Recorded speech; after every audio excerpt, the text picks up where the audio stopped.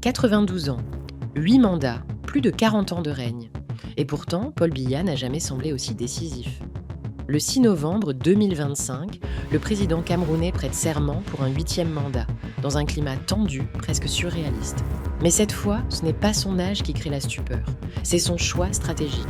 Le Cameroun, pilier historique de la France-Afrique, vient de tourner le dos à Paris pour se rapprocher de Moscou et Pékin. Oui, vous avez bien entendu, après 60 ans d'alliance, le pétrole camerounais ne part plus vers Marseille, mais vers Shanghai et Saint-Pétersbourg.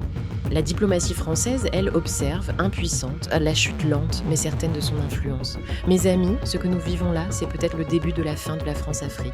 Et dans cette vidéo, on va tout décortiquer. Comment le Cameroun a basculé, pourquoi ce changement est historique, et surtout, quelles conséquences ce virage aura sur le reste du continent africain. Installez-vous bien, abonnez-vous si ce n'est pas déjà fait, car ce qu'on va analyser aujourd'hui est une véritable bombe géopolitique. Bienvenue sur l'écoute du monde. Likez et abonnez-vous pour rester au cœur de l'actualité mondiale. Le 6 novembre 2025, dans un cérémonial d'État millimétré, Paul Biya, à 92 ans, prête serment pour un 8e mandat présidentiel. Pour beaucoup, c'est une routine politique. Pour Paris, c'est un tremblement de terre diplomatique. Pourquoi ? Parce que dans les coulisses, Biya a déjà changé de camp. Quelques mois plus tôt, en plein cœur de la guerre en Ukraine, son ministre de la Défense s'était rendu à Moscou pour signer un accord militaire secret avec la Russie. Un geste symbolique mais lourd de sens. Pour la première fois depuis des décennies, le Cameroun cessait de s'en remettre à Paris pour sa sécurité. Et en juillet de la même année, Biya foule le sol russe, une première en 40 et un an de pouvoir. Alors que Vladimir Poutine est isolé sur la scène internationale, Biya choisit ce moment pour lui serrer la main. Un message limpide à Emmanuel Macron. L'époque de la dépendance est terminée. Ce déplacement n'est pas un hasard. Il intervient à un moment où la Russie, marginalisée par l'Occident, cherche de nouveaux alliés. Et Biya, lui, envoie un signal à toute l'Afrique. Il existe une alternative au système occidental. Ce choix n'est pas seulement économique ou militaire, c'est une démonstration de souveraineté. Pour un pays longtemps considéré comme un bastion français, c'est une rupture idéologique. Le pétrole, c'est le nerf de la guerre. Et c'est là que tout bascule. Depuis 2023, le Cameroun négocie avec le groupe chinois Adax Petroleum pour exploiter le bloc pétrolier de Ngosso, situé dans la péninsule de Bakassi, une zone stratégique disputée pendant des années avec le Nigeria. Résultat, l'or noir camerounais ne coule plus vers la France, mais vers la Chine. Aujourd'hui, 66% du pétrole brut camerounais part à destination de Pékin. Et la tendance s'accélère. En parallèle, les statistiques commerciales sont sans appel. Entre 2017 et 2023, les échanges entre la Chine et le Cameroun ont bondi de plus de 80%, tandis que ceux avec la France s'effondrent. Les parts de marché françaises reculent à 7%, loin derrière la Chine et même l'Inde. Une humiliation économique doublée d'un signal politique clair, la France n'est plus le partenaire privilégié. Quand les flux économiques changent de direction, les alliances politiques suivent. Le Cameroun fait le pari du pragmatisme, travailler avec ceux qui investissent sans donner de leçons. Et Pékin, contrairement à Paris, ne conditionne pas ses prêts à la bonne gouvernance ou aux valeurs démocratiques.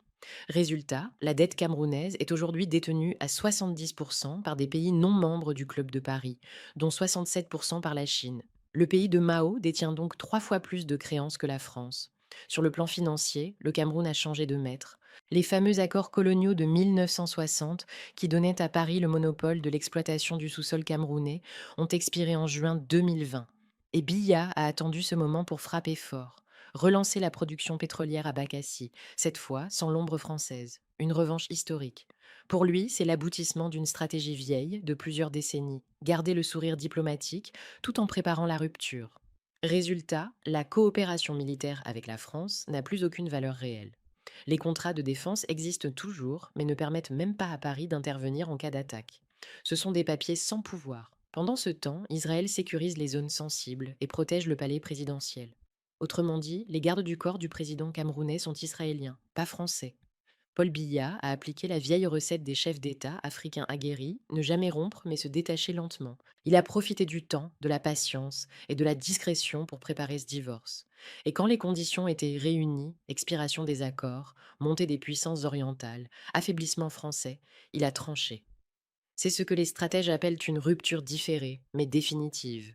Une leçon de politique made in Yaoundé.